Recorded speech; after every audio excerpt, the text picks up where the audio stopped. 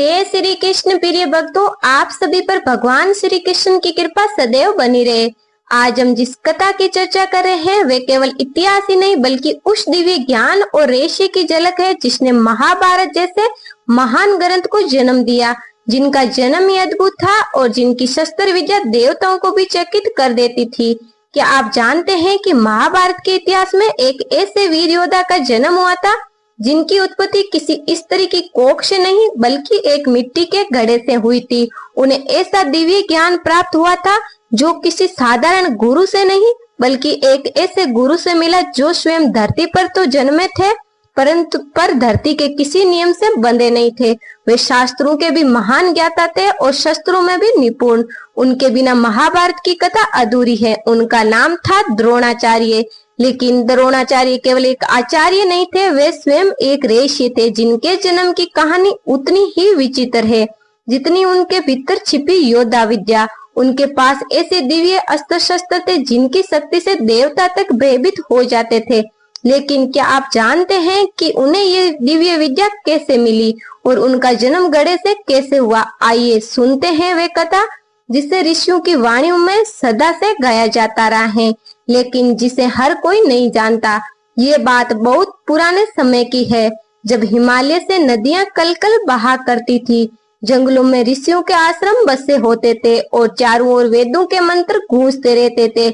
उस समय एक महान ऋषि थे जिसका नाम था महर्षि भारद्वाज। वे परम तपस्वी, वेदों के ज्ञाता और तेजस्वी ऋषि थे। उनका आश्रम गंगा के तट पर घने वनों के बीच स्थित था। उनकी यज्ञ कुंड से उड़ता हुआ धुआं आसमान तक पहुंचता था और देवता भी उनकी तपस्या से प्रसन्न रहते थे।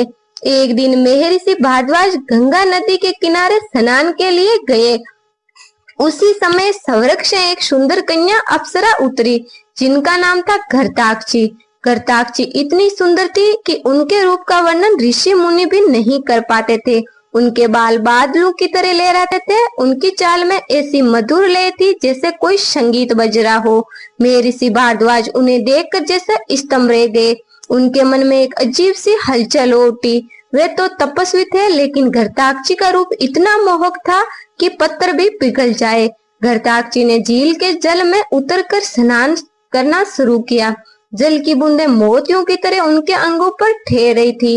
गंगा के किनारे ऋषियों के मंत्र रुक गए और चारों ओर सन्नाटा छा गया। महर्षि भारद्वाज ने अपनी आंखें बंद कर ली। वे समझ गए कि ये उनके तप की परीक्षा है। उन्होंने स्वयं को रोकने की कोशिश की लेकिन उनकी कामगिनी इतनी तीव्र थी कि उनके शरीर से वीर्यपात हो गया। वे वीर्य एक मिट्टी के द्रोण यानी घड़े में एकत्रित हुआ। ऋषि ने घड़े को अपने आश्रम में सुरक्षित रखा और उसे तप के मंत्रों से संरक्षित किया। समय बीता और एक दिन घड़े से एक दिव्य बालक उत्पन्न हुआ।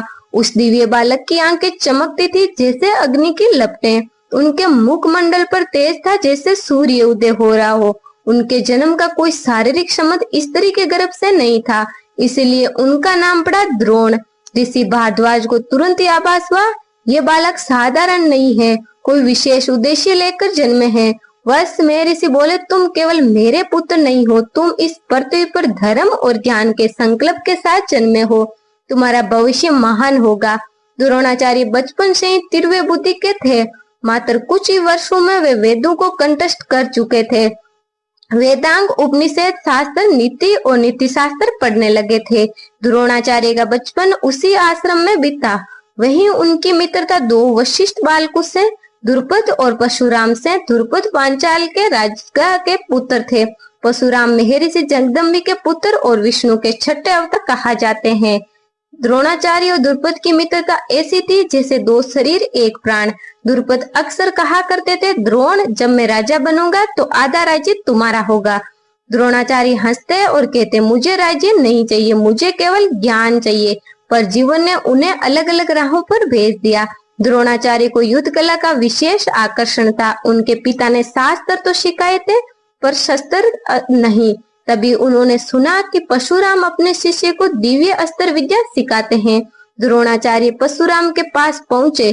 परशुराम वृद्ध हो चुके थे। उन्होंने अपना धन दान कर दिया था। परशुराम ने द्रोणाचार्य को देखा और बोले, वत्स, मेरे पास अब केवल मेरा ज्ञान शेष है और कुछ दिव्य अस्त्र बताओ। इनमें से क्या चाहते हो? द्रोणाचार्य ने उत्तर दिया, गुरुदेव मुझे आपका ज्ञान चाहिए। धन आज है कल नहीं, पर ज्ञान अनंत है।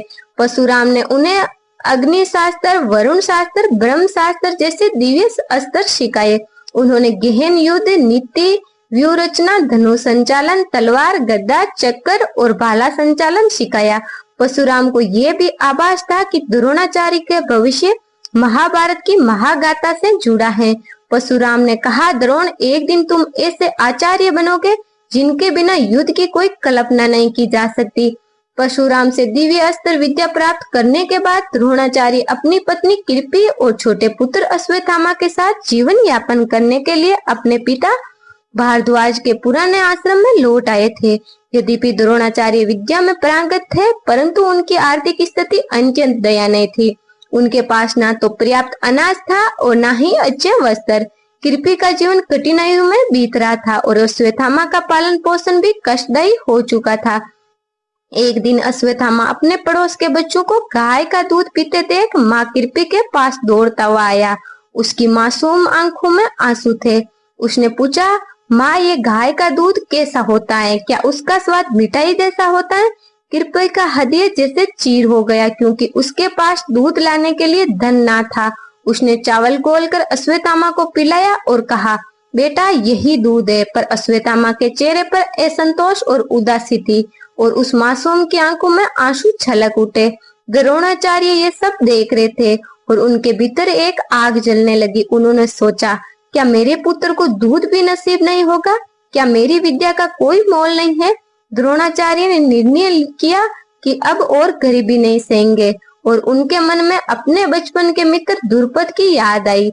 जब द्रोणाचार्य और द्रुपद छोटे थे तब वे भारद्वाज के आश्रम में साथ साथ पढ़ते थे और दोनों में एक दूसरे के साथ गहन मित्रता का संकल्प किया था। द्रुपद अक्सर कहा करते थे, द्रोण जब मैं पांचाल का राज्य बनूंगा तब मेरा आधा राज्य तुम्हारा होगा। तुम कभी धन के लिए चिंतित मत होना। द्रोणाचार्य ने कभी मित्र की बात को गंभीरता से नहीं लिया था, पर आज भूख और अभाव ने उन्हें मजबूर कर दिया था और उन्होंने मन में ठाना कि अपने मित्र के पास जाएंगे, क्योंकि शायद वे ही कोई सहायता कर सके।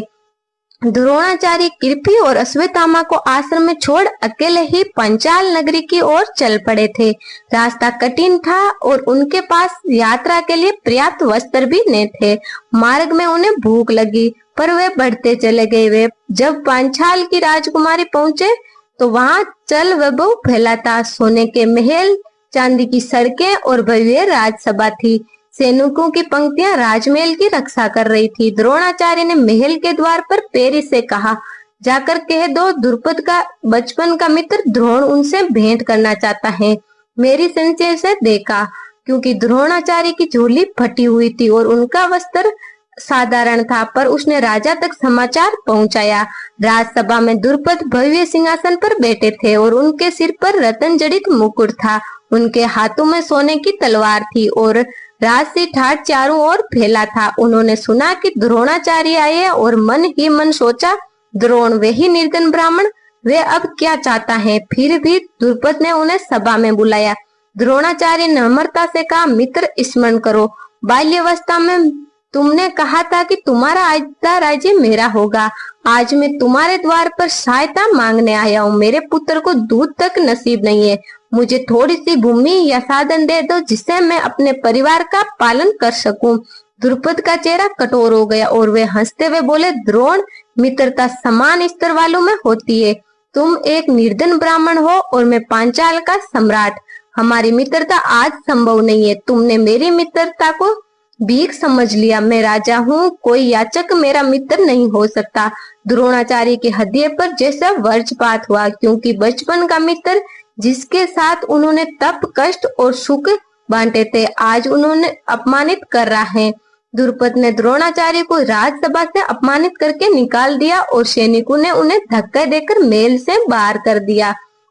द्रोणाचार्य बाहर निकले और उनका हृदय छलनी हो चुका था।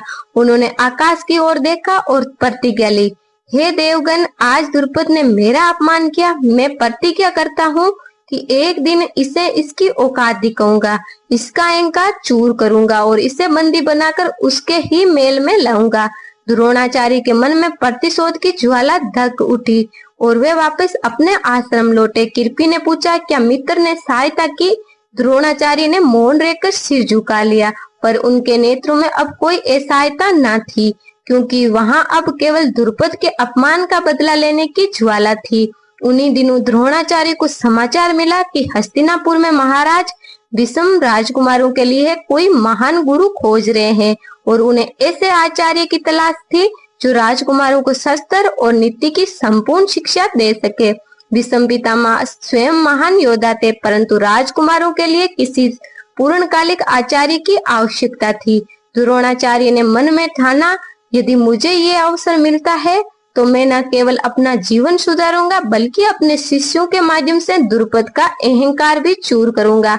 द्रोणाचार्य हस्तिनापुर की ओर चल पड़े और उनके भीतर अब एक ही लक्ष्य था कि आचार्य बनकर अपनी विद्या को प्रतिष्ठा दिलाए और द्रुपद से बदला ले। हस्तिनापुर नगरी का दृश्य अद्भुत था, जहाँ ऊंचे महल, भव्य किले, हाथियों के झुंड और सैनिकों की पंक्तियां थी। द्रोणाचार्य सीधे भीष्म पितामह के पास पहुंचे और भीष्म ने द्रोणाचार्य का तेज देखा और उनका मस्तक झुकाया। उन्होंने पूछा, हे ब्राह्मण, कौन हो तुम? तुम्हारी आंखों में दिव्य ज्योति है। द्रोणाचार्य ने हाथ जोड़कर कहा, पितामह, मैं महर्षि भारद्वाज का पुत्र द्रोण हूँ। परशुराम जी से अस्त्र विद्या सीखी है। यदि मुझे अवसर दे तो मैं राजकुमारों को अस्त्र शास्त्रों की संपूर्ण ज्ञान शिक्षा दे सकता हूँ। भीष्म मुस्कुराए, क्योंकि उन्हें तुरंत ही समझ आ गया कि द्रोणाचार्य कोई साधारण व्यक्ति नहीं थे और उन्होंने द्रोणाचार्य को हस्तिनापुर के आचार्य पद पर नियुक्त कर दिया। द्रोणाचार्य को हस्तिनापुर के राजकुमारों और कौरवों पर पांडवों को शिक्षित करने का दायित्व सौंपा गया। भीष्म ने जब राजकुमारों को एकत्रित किया और द्रोणाचार्य ने राज्यसभा में प्रवेश किया, उनका व्यक्तित्व इतना प्रभावी था कि सभी राजकुमार उनके चरणों में झुक गए। द्रोणाचार्य ने कहा, वत्सो, मैं तुम्हारा आचार्य हूँ। मैं तुम्हें ऐसा ज्ञान दूंगा जिनकी सहायता से तुम युद्ध में अपराजित रहोगे, परंतु एक दिन मैं तुमसे एक दक्षिणा मांगूंगा और मुझे विश्वास है तुम मुझे निराश नहीं करोगे। सभी राजकुमारों ने सिर झुकाकर कहा, गुरुदेव, आप जो भी कहेंगे वे हमारी प्राणों से भी बढ़कर होगा। द्रोणाचार्य ने पहले ही दिन देख लिया कि राजकुमारों से एक का तेज और कौशल सभी से अलग है और वे थे अर्जुन। जब अभ्यास आरंभ हुआ तो द्रोणाचार्य ने सभी को लक्ष्य भेदन की परीक्षा दी। उन्होंने एक लकड़ी के पक्षी को वृक्ष पर रखा और पूछा, बताओ तुम्हें क्या देख रहे हो? युधिष्ठिर बोले, वृक्ष और उसकी शाखा। और पक्षी भीम ने कहा, वृक्ष और पक्षी दोनों। कौरव भी वैसे ही बोले, पर जब अर्जुन की बारी आई तो उन्होंने उत्तर दिया, गुरुदेव, मैं केवल पक्षी की आंख देख रहा हूँ और कुछ नहीं। द्रोणाचार्य के नेत्रों में चमक आ गई। उन्होंने कहा, वत्स अर्जुन, तुम ही मेरे सबसे प्रिय शिष्य बनोगे। तुम्हारे जैसे धनुर्धर इस पृथ्वी पर कोई नहीं होगा। यही वह क्षण था जब द्रोणाचार्य ने यह तय कर लिया कि वे अर्जुन को ऐसा योद्धा बनाएंगे जो उनके अपमान का बदला लेने में उनकी सहायता करेगा। इस प्रकार द्रोणाचार्य का जीवन अब दो उद्देश्यों में बंट चुका था, एक था गुरु धर्म और दूसरा प्रतिशोध। द्रोणाचार्य ने हस्तिनापुर में राजकुमारों को शस्त्र विद्या सिखाने का कार्य पूरी निष्ठा से प्रारंभ किया और उनके अन्य के गुरुकुल का वातावरण ज्ञान, अनुशासन और निरंतर अभ्यास से गूंजता था। वहाँ सूर्योदय होते ही शंखनाद की गूंज सुनाई देती और राजकुमार अपने अपने शस्त्र के साथ अभ्यास हेतु मैदान में उतर आते। द्रोणाचार्य की दृष्टि सदा अर्जुन पर रहती, जिनकी एकाग्रता, धैर्य और अपूर्व कौशल ने उन्हें अन्य सभी शिष्यों को विशेष बना दिया था। वे अर्जुन को विशेष मंत्र और दिव्य शास्त्र सिखाने लगे, जैसे अग्नियास्त्र, वरुणास्त्र और अंधत ब्रह्मास्त्र, जबकि भीम, युधिष्ठिर, नकुल और सहदेव भी विधिविध शास्त्रों में प्रांगत होते गए और कौरवों में दुर्योधन गदा युद्ध में प्रवीण होता गया, परंतु अर्जुन की प्रतिभा सबसे अधिक चमक रही थी। द्रोणाचार्य के हृदय में प्रतिशोध की ज्वाला द्रुपद के अपमान के कारण अब भी धधक रही थी। इसीलिए एक दिन उन्होंने अपने शिष्यों को एकत्रित किया और बोले, वत्सो, अब समय आ गया है कि तुम मुझे मेरी दक्षिणा दो। मैं चाहता हूँ कि तुम पांचाल के राजा द्रुपद को बंदी बनाकर मेरे सम्मुख लाओ। शिष्यों में एक सवर में उतर दिया, गुरुदेव जैसा आदेश है। तब द्रोणाचार्य उन्हें योजना बनाई कि पहले कौरवों ने द्रुपद पर आक्रमण किया, पर वे पराजित होकर लौटे। तब अर्जुन ने अकेले ही अपने 7 पांडवों को लेकर पांचाल पर चढ़ाई की। अर्जुन ने अपने धनुष गांडीव से ऐसा कहर बरपाया कि द्रुपद की सेना चारों ओर भागने लगी। स्वयं द्रुपद ने अर्जुन को रोकने का प्रयास किया, पर अर्जुन ने उन्हें रणभूमि में परास्त कर बंदी बना लिया। अर्जुन ने द्रुपद को द्रोणाचार्य के चरणों में लाकर खड़ा कर दिया। द्रुपद का सिर झुका हुआ था, आंखों में लज्जा और हार की पीड़ा थी। द्रोणाचार्य ने डर स्वर में कहा, द्रुपद, तुमने कहा था कि मित्रता केवल समक्षों में होती है। देखो, आज मैं राजा हूँ और तुम मेरे बंदी हो, पर मैं तुम्हें राज्य का आधा भाग तुम्हें वापस देता हूँ ताकि हम फिर मित्र बन सके। द्रुपद लज्जित होकर बोले, आचार्य, मुझे क्षमा करे। आज मैंने जान लिया कि घमंड और मित्रता संग नहीं चल सकते। इस प्रकार द्रोणाचार्य ने अपने प्रतिशोध को पूर्ण किया, परंतु उसी समय द्रुपद के हृदय में एक और अग्नि जल उठी कि वे एक ऐसे पुत्र को जन्म देगा जो द्रोणाचार्य का वध करेगा और अपनी पुत्री को अर्जुन के विनाश का कारण बनाएगा। यहीं से जन्मी भविष्य की महाभारत की एक और कथा, क्योंकि द्रुपद ने बाद में एक यज्ञ कराया जिसे द्रौपदी और दुष्टदमन उत्पन्न हुए। दुष्टदमन को द्रोणाचार्य के वध का भाग्य मिला। इस प्रकार द्रोणाचार्य की जीवन गाथा ज्ञान, प्रतिशोध और नियति के अद्भुत तानोबानों में उलझती चली गई और उनके जन्म से लेकर उनके महान ज्ञान तक की ये रहस्यमयी कथा सदा के लिए अमर हो गई। महाभारत का युद्ध जब कुरुक्षेत्र की रणभूमि में प्रारंभ हुआ, तब द्रोणाचार्य कौरवों की ओर से सेनापति बनाए गए, क्योंकि भीष्म पितामह के शीर्षया पर पड़ जाने के बाद कौरवों को ऐसा सेनापति चाहिए था जो न केवल युद्ध कौशल में अपराजय हो, बल्कि अपनी रणनीतियों में से पांडवों की सेना को तहस नहस कर सके। और सचमुच द्रोणाचार्य ने अपनी व्यूह रचनाओं और अपूर्व शस्त्र विद्याओं से पांडवों के लिए युद्ध को अत्यंत कठिन बना दिया। उन्होंने चक्रव्यूह की रचना की, जिसमें एक दिन अभिमन्यु जैसे वीर योद्धा को घेर कर मार डाला गया। यद्यपि ये घटना द्रोण के शिष्य अर्जुन के हृदय को छलनी कर गई, पर द्रोणाचार्य अपनी सेनापति की भूमिका निभाने में बाध्य थे, क्योंकि वे हस्तिनापुर के प्रति अपनी निष्ठा से बंधे थे।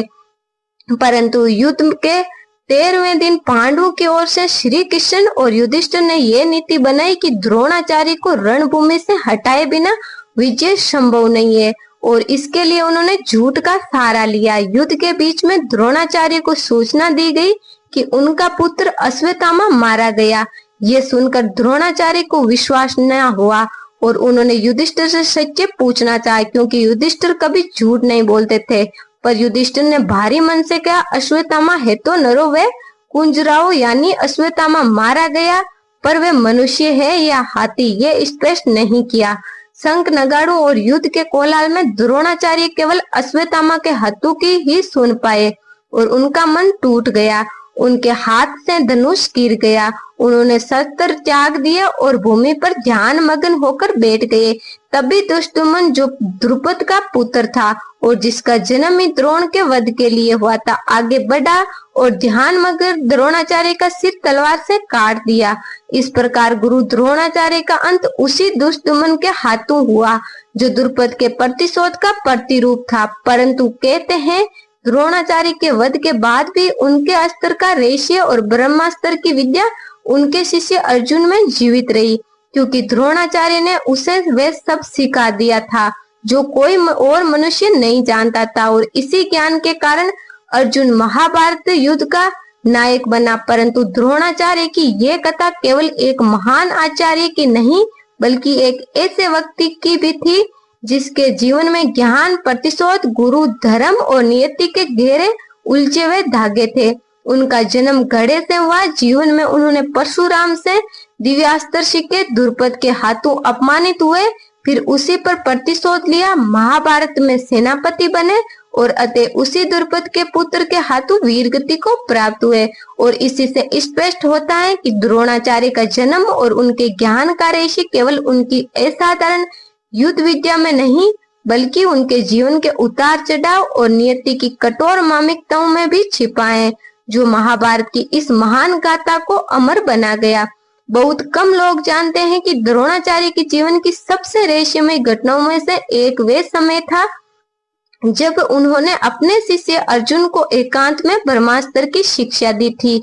यह शिक्षा इतनी गोपनीय थी कि स्वयं अन्य पांडव, यहाँ तक कि युधिष्ठिर और भीम को भी इनकी भनक नहीं लगने दी गई थी। कहा जाता है कि एक रात द्रोणाचार्य अर्जुन को आश्रम के पीछे घने जंगलों में ले गए थे, जहाँ खूब अंधेरा था और केवल दीपक की लौ टिमटिमा रही थी। द्रोणाचार्य ने अर्जुन से कहा, वत्स अर्जुन, आज मैं तुम्हें वे ज्ञान देने जा रहा हूँ जिसके आगे सब अस्त्र तुच्छ हैं। ये ब्रह्मास्त्र है, इसे चलाना आसान है, पर उसे वापस लेना या रोकना उससे भी कठिन है। यदि ये अस्त्र एक बार छूट जाए तो संहार निश्चित है। इसे बिना कारण चलाना ब्रह्म हत्या के समान पाप है। अर्जुन की आंखों में अद्भुत जिज्ञासा थी और उन्होंने हाथ जोड़कर कहा, गुरुदेव, मैं प्रतिज्ञा करता हूँ कि इस ब्रह्मास्त्र का प्रयोग केवल धर्म की रक्षा के लिए करूंगा। द्रोणाचार्य ने मंत्रों का उच्चारण करते हुए अर्जुन के मस्तक पर हाथ रखा और उसे दिव्य दृष्टि प्रदान की। अर्जुन को अचानक आभास हुआ कि उसकी आंखों के सामने आकाश की अग्नि रूपी एक तेज लपट उठ रही है और धीरे धीरे एक विराट धनुष के रूप में बदल गई थी। उस धनुष की प्रत्यंचा पर ब्रह्मांड के सारे ग्रह नक्षत्र झूलते दिखे। द्रोणाचार्य ने अर्जुन के कान में गुप्त मंत्र फूंका और कहा, यही ब्रह्मास्त्र का बीज मंत्र है, इसे कोई और ना सुने वरना सृष्टि संकट में पड़ सकती है। अर्जुन ने जब मंत्र ग्रहण किया, उसी समय एक विचित्र घटना घटी थी। उस अंधेरी रात में घने जंगलों में अचानक तेज प्रकाश हुआ और ऐसा लगा जैसे स्वयं ब्रह्मा आकर इस शिक्षा के साक्षी बने हो।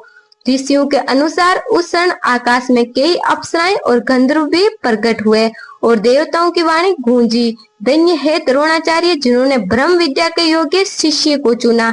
ये पूरी घटना अत्यंत रहस्यमयी थी, क्योंकि द्रोणाचार्य जानते थे कि महाभारत का युद्ध एक दिन निश्चित है और केवल अर्जुन ही वह योद्धा होगा जो इस ब्रह्मास्त्र को नियंत्रित कर सकता है। पर ये कम ही ज्ञात रहस्य है कि द्रोणाचार्य ने अपने जीवन में केवल अर्जुन को ही ब्रह्मास्त्र का मंत्र सिखाया था। कोई भी दूसरा शिष्य, यहाँ तक कि अश्वत्थामा भी इसे पूरी तरह नहीं जानते थे। यही कारण था कि महाभारत के अंत में जब अश्वत्थामा ने ब्रह्मास्त्र का प्रयोग किया और उसे उस उस्तरा के गर्भ में पल रहे अभिमन्यु के पुत्र परीक्षित को मारने के लिए छोड़ दिया। जब अर्जुन ने अपना ब्रह्मास्त्र छोड़ा और उसे रोकने का प्रयास अवश्य किया, ऋषि व्यास और नारद के कहने पर अर्जुन ने अपना ब्रह्मास्त्र वापस भी बुला लिया, पर अश्वत्थामा को उसे वापस लेने की विद्या नहीं आती थी और उसे उत्तरा के गर्भ की ओर मोड़ दिया, जिससे परीक्षित के गर्भ में ही जलकर मर गए थे।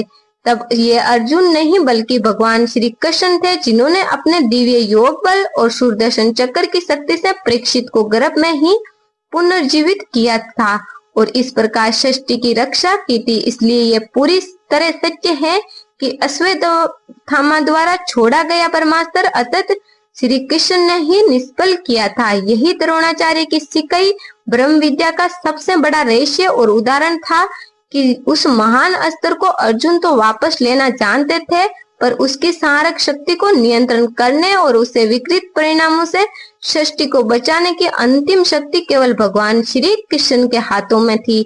इस प्रकार द्रोणाचार्य का ये रहस्य और उन्होंने ब्रह्मास्त्र की विद्या केवल अर्जुन को ही सिखाई थी, आज भी महाभारत की गहराई में छिपाता अल्पज्ञात और अद्भुत रहस्य बना हुआ है। प्रेम से बोलिए जय श्री हरि विष्णु। ऐसे ही और भी रोचक और आध्यात्मिक वीडियो के लिए चैनल को सब्सक्राइब कर ले। दोस्तों, आपको ये कथा कैसी लगी कृपया कमेंट करके जरूर बताइए। वीडियो पसंद आया हो तो लाइक करें और अपने दोस्तों के साथ शेयर करें। कमेंट बॉक्स में जय श्री कृष्ण लिखना ना भूलें। फिर मिलते हैं एक और नए दिलचस्प वीडियो के साथ। धन्यवाद। जय श्री कृष्ण।